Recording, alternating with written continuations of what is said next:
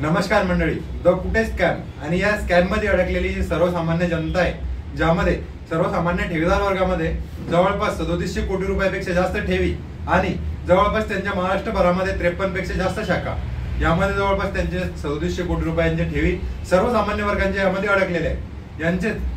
जो मुख्य सूत्रधार जो आहे सुरेश कुटे यांचा आता सध्या पोलीस कोठडीमध्ये त्यांचा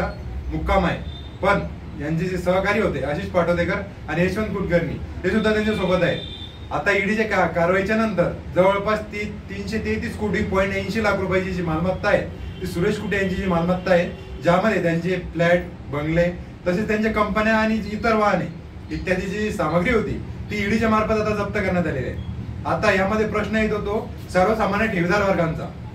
नेमकं सर्वसामान्य ठेवीदार वर्गांना त्यांच्या जे ठेवी आहे किंवा त्यांची जी मूळ रक्कम आहे ती सर्वसामान्य ठेवीदार वर्गाला कशी परत मिळवून देता येईल, अशामध्येच ईडीच्या कारवाईच्या नंतर की त्यांची जी प्रॉपर्टी जप्तीनंतर सरकार त्यांची जी प्रॉपर्टी निलामी करून प्रत्येक ठेवीदार वर्गांना त्यांची ठेवी जशा तशा परत देतील का,